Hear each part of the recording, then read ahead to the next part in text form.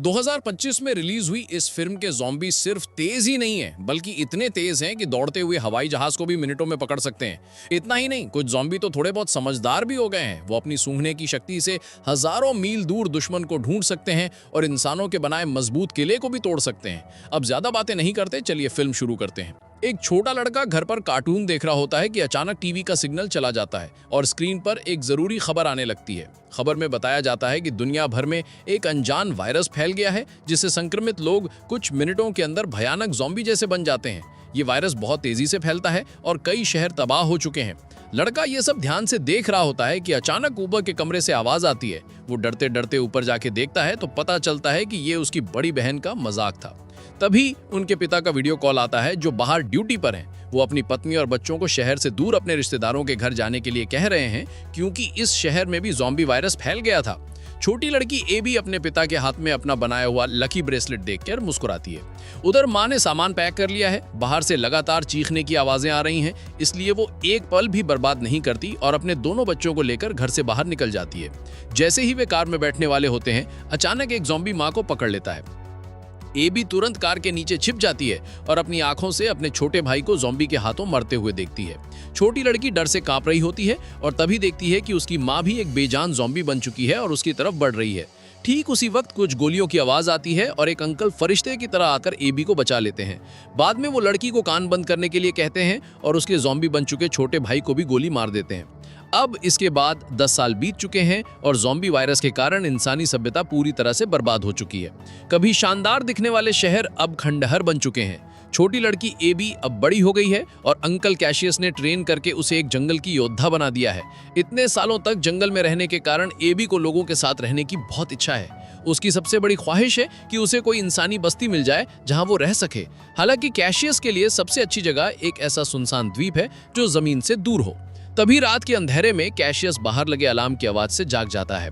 वो सावधानी से अपने तंबू से बाहर निकलकर देखता है तो अंधेरे से एक ज़ॉम्बी उस पर हमला कर देता है, लेकिन कैशियस लगातार गोलियां चलाकर उसे मार देता है। दोनों बहुत उदास हैं, क्योंकि ज़ॉम्बी झुंड में रहना पसंद करते हैं और आसपास जरूर और भी ज़ॉम्बीज होंगे। इसलिए सुबह होने से पहले ही वे अपना सामान पैक करके वहां से निकलने की तैयारी करते हैं। तभी रास्ते में उनके घोड़े हिनहिनाने लगते हैं। कैशियस समझ जाता है कि खतरा नजदीक है। दोनों चारों तरफ देखते हैं तो दूर एक जीप ज़ॉम्बी से घिरी हुई दिखाई देती है। कैशियस पहले तो ध्यान नहीं देना चाहता, लेकिन एबी बिना कुछ कहे गोली चला देती है, इसलिए मजबूरी में उन्हें बाकी ज़ॉम्बीज को भी मारना पड़ता है। फिर दोनों जब जीप के पास जाते हैं और वहां से जरूरी सामान लेने लगते हैं, कैशियस मरे हुए आदमी के जूते ले लेता है और जैसे ही वो उन्हें पहनता है, उसे कार के अंदर से वॉकी टॉकी की आवाज सुनाई देती है। पता चलता है कि मरे हुए लोगों के और भी साथी हैं। कैशियस तुरंत वहां से निकलना चाहता है, लेकिन अगले ही पल कुछ एसयूवी गाड़ियां तेजी से आती हैं और बहुत सारे हथियारबंद लोग उन्हें घेर लेते हैं।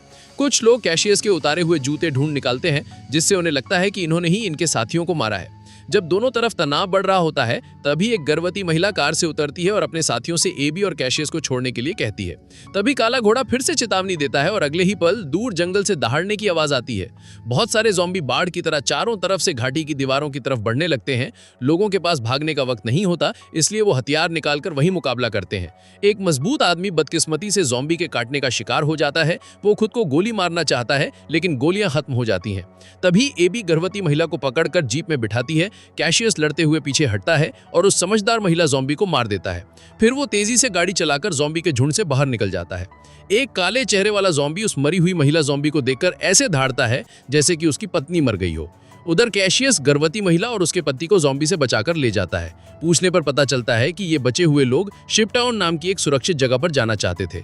ये सुनकर एबी बहुत खुश होती है, क्योंकि यही तो वो जगह है जहां वो हमेशा से जाना चाहती थी। दिशा तय करने के बाद कैशियस गाड़ी चलाने वाला होता है कि गाड़ी बीच रास्ते में खराब हो जाती है।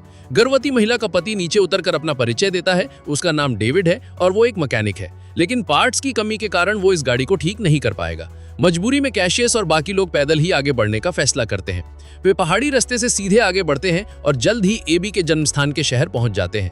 यहाँ ऊंची इमारतें अभी भी खड़ी हैं, लेकिन हर तरफ मौत की शांति छाई हुई है। कैशियस एक खुली जगह वाली इमारत ढूंढता है और वहीं रात बिताने का फैसला करता है। आसपास कोई खतरा नहीं है, ये पक्का करने के बाद वे आग जलाकर खाना बनाते हैं। एबी उस शिपटाउन नाम की जगह के बारे में बहुत उत्सुक है। गर्भवती महिला ने पहले ही वायरलेस से उनसे संपर्क कर लिया था। जैसा कि नाम से पता चलता है, शिपटाउन कई बड़े जहाजों को जोड़कर बनाया गया है। ये जमीन से जुड़ा हुआ नहीं है, इसलिए बहुत सुरक्षित है। यहाँ पानी और खाना भी भरपूर मात्रा में है, इसलिए ये बचे हुए लोगों के लिए एक सपनों की जगह है। एबी की आंखें ये सब सुनकर चमक उठती हैं, लेकिन कैशियस को इसमें कोई दिलचस्पी नहीं है। उसके पास फालतू वक्त नहीं है। वो बाहर और भी ज्यादा चेतावनी के संकेत और बम के जाल बिछाना चाहता है।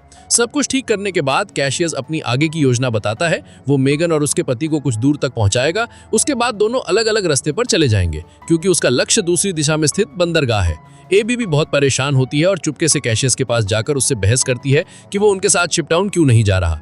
कैशियस बहुत समझदारी से कहता है कि जहां ज्यादा लोग होते हैं वहां ज्यादा खतरा होता है, लेकिन एबी को इंसानी बुराई और कैशियस की बात बिल्कुल समझ में नहीं आती। वो कैशियस से बहुत झगड़ा करती है और फिर अकेले ऊपर रात बिताने के लिए चली जाती है। हालांकि दोनों को ये नहीं पता होता कि वो काले चेहरे वाला ज़ॉम्बी उनकी छोड़ी हुई गाड़ी को सूंघते हुए उन्हें ढूंढ चुका है। लगता है कि उस ज़ॉम्बी सरदार ने कैशियस से टक्कर लेने की ठान ली है। अगली सुबह एबी अपने बचपन की तस्वीरें देख रही होती है कि अचानक नीचे पेड़ों से सरसराहट की आवाज आती है। वो समझ जाती है कि ज़ॉम्बी अंदर आ गए हैं और सबको चेतावनी देने के लिए नीचे भागने वाली होती है, लेकिन रास्ते में ही उसे ज़ॉम्बी मिल जाते हैं। हालांकि वो बहुत तेजी से रिएक्ट करती है और एक पीछा करने वाले ज़ॉम्बी को चकमा दे देती है, लेकिन इस चक्कर में उसका संतुलन बिगड़ जाता है। तभी कैशियस फिर से प्रकट होता है और एक बार फिर उसे खतरे से बचा लेता है।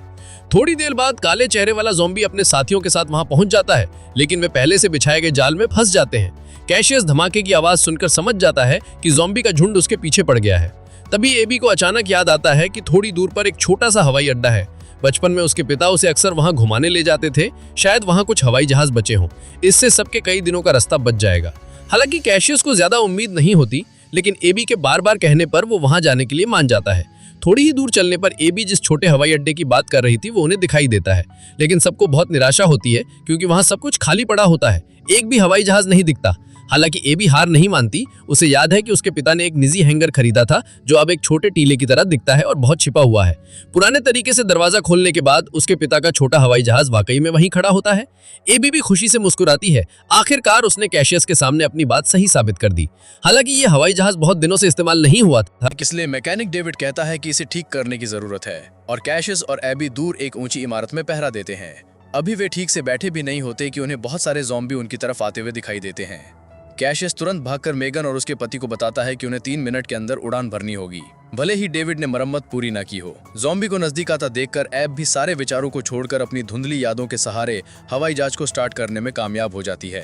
हालांकि तब तक बहुत सारे ज़ॉम्बी रनवे पर पहुंच चुके होते हैं। उनकी रफ्तार किसी तेज धावक की तरह होती है और वे लगभग हवाई जहाज को पकड़ने ही वाले होते हैं। तभी कैशियस एक चढ़ते हुए ज़ॉम्बी को गोली मार देता है और एबी भी आखिरकार कंट्रोल समझ लेती है और हवाई जहाज को आराम से हवा में उड़ा देती है। काले चेहरे वाला ज़ॉम्बी राजा आसमान की तरफ देखता है और उसकी आंखों में कई तरह के भाव होते हैं। हवाई जहाज में बैठे सभी लोग बहुत खुश हैं क्योंकि वे जल्द ही सीधे शिपटाउन पहुंच जाएंगे, लेकिन अगले ही पल हवाई जहाज के पिछले हिस्से से धुआं निकलने लगता है और फिर वो सीधा जमीन पर गिरने लगता है। शुक्र है कि वे काफी भाग्यशाली हैं।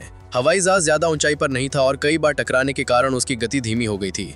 चारों लोगों को सिर्फ हल्की चोटें आती हैं, लेकिन हवाई जहाज अब इस्तेमाल करने लायक नहीं बचा था। उन्हें पैदल ही आगे बढ़ना होगा। चलते चलते वे एक सुनसान रेलवे स्टेशन पर पहुंचते हैं। आसपास कोई ज़ॉम्बी नहीं है।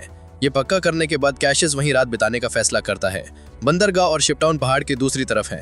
वे चारों कुछ दूर तक साथ चल सकते हैं। अपनी गर्भवती पत्नी को देखने के बाद डेविड अकेले एक डिब्बे में चला जाता है। वो अपनी पैंट की टांग ऊपर करता है और एक भयानक निशान दिखाता है। दरअसल उसे कुछ दिन पहले ज़ॉम्बी ने काट लिया था। डेविड जानता है कि वो जल्द ही ज़ॉम्बी बन जाएगा, इसलिए खुद को गोली मारना चाहता है, लेकिन अपनी होने वाली पत्नी के बारे में सोचकर वो ये विचार छोड़ देता है। अगली सुबह कैशियस को डेविड में कुछ अजीब लिखता है।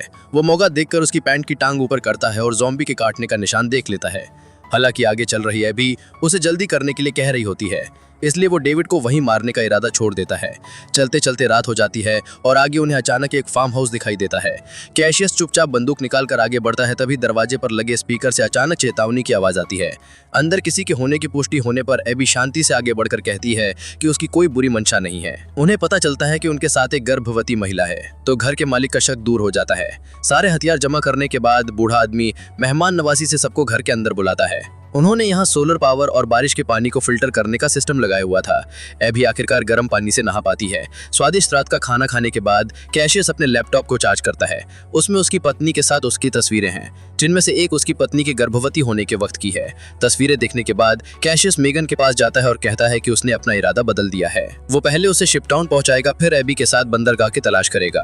तभी घर का मालिक सबको शराब देता है और इतने दिनों बाद सबको आराम से बैठकर बातें करने का मौका मिलता है। लेकिन बातें करते करते उन्हें कुछ गड़बड़ लगती है। घर का मालिक कहता है कि ज़ॉम्बी इंसानी विकास का अगला चरण है। वे सबसे बड़े शिकारी हैं, इसलिए उन्हें पृथ्वी पर राज करना चाहिए, जैसे इंसानों ने पहले लालच में आकर दूसरे जानवरों का शिकार किया था। ये सुनकर सब चौंक जाते हैं। सिर्फ डेविड को अपनी तबीयत ज्यादा खराब लगती है और वो बाथरूम में जाता है। उसके शरीर में वायरस पूरी तरह से फैल चुका होता है। जब डेविड वापस हॉल में आता है तो देखता है कि कैशियस और बाकी दोनों बेहोश पड़े हैं। घर का मालिक तुरंत अपने हाथ में पकड़े हुए एक डिवाइस का बटन दबा देता है। डेविड को अचानक बहुत कमजोरी महसूस होती है और वो जमीन पर गिर जाता है। जब डेविड फिर से उठता है तो देखता है कि उसे और उसके साथियों को लटका दिया गया है। दरअसल घर के मालिक ने शराब में बेहोशी की दवा मिला दी थी और वो आदमी असल में एक साइंटिस्ट था। कई सालों के रिसर्च के बाद उसने एक खास डिवाइस बनाया है जो कम फ्रीक्वेंसी वाले सिग्नल से ज़ॉम्बी के व्यवहार को कंट्रोल कर सकता है और जाल में फंसे कैशियस और बाकी लोग उसके एक्सपेरिमेंट के समान हैं। ये सब कहने के बाद साइंटिस्ट पीछे पिंजरे का दरवाजा खोलता है। उसमें उसकी पत्नी बंद है जो पहले ही ज़ॉम्बी बन चुकी है। वो स्विच घुमा कर देखता है तो ज़ॉम्बी सच में कैशियस पर हमला कर देती है, लेकिन डेविड वायरस की ताकत से रस्सी तोड़ देता है और डिवाइस के कंट्रोल को भी अनदेखा करके बंधे हुए कैशियस और बाकी लोगों को बचा लेता है। घर का मालिक खतरा भांपकर तुरंत भाग जाता है और जल्द ही आंखों से ओझल हो जाता है। कैशियस अब और वहां नहीं रुकना चाहता। वो बाहर एक गाड़ी ढूंढता है और सबको लेकर घने जंगल की तरफ निकल जाता है। लेकिन घर का मालिक इतनी आसानी से हार मानने वाला नहीं है। वो अपने डिवाइस से ज़ॉम्बी के झुंड को कंट्रोल करके उनका पीछा करवाता है। कैशियस गाड़ी की स्पीड बढ़ाता रहता है, लेकिन आगे का रास्ता बंद था। अब उनके पास बाइक से भागने के अलावा कोई चारा नहीं है। डेविड जानता है कि उसके पास ज्यादा वक्त नहीं है, इसलिए वो पीछे रहकर ज़ॉम्बी को रोकने का फैसला करता है। अपनी पत्नी से कुछ बातें करने के बाद वो हिम्मत करके ज़ॉम्बी के झुंड में घुस जाता है। हालांकि इसे ज़ॉम्बी का पीछा सिर्फ थोड़ी देर के लिए ही रुक पाता है। कैशियस मेगन को गोद में लेकर लड़ते हुए पीछे हटता है। जब ज़ॉम्बी उन पर पहुंचने ही वाले होते हैं तो उन्हें अचानक एक इंसानी चौकी दिखाई देती है। एबी समझ जाती है कि यही शिपटाउन है। चौकी के पहरेदार आवाज सुनकर तुरंत अपनी बंदूकें निकालकर हमला करने वाले ज़ॉम्बी को मारना शुरू कर देते हैं। काले चेहरे वाला ज़ॉम्बी अपने साथियों को आगे बढ़ने से रोकता है, क्योंकि आगे पानी का रास्ता है और वे उसे पार नहीं कर सकते। थोड़ी देर बाद कैशियस और बाकी लोग नाव से कैंप के बीचों बीच पहुंच जाते हैं। मेगन की डिलीवरी होने वाली थी और उसे तुरंत इलाज की जरूरत थी। अच्छी बात यह है कि यहाँ डॉक्टर और अस्पताल की सुविधा है। अगली सुबह कैशियस और एबी पूरे शिपडाउन को देखकर खुशी से झूम उठते हैं। वहीं पर वो अपनी जिंदगी सुकून और खुशी से गुजारने लगते हैं। एबी को वहाँ एक लड़का पसंद आ जाता है, जबकि मेगन के यहाँ एक खूबसूरत बच्चे का जन्म होता है। कैशियस मेगन के बच्चे का अच्छे से ख्याल रखता है। यूं खुशियों भरी ये यात्रा यहीं पूरी होती है और कहानी अपने अंत तक पहुंचती है। अगर आपको ये मूवी पसंद आई हो तो हमारे चैनल को सब्सक्राइब करना ना भूलें। हम मिलते हैं आपसे अगली वीडियो में।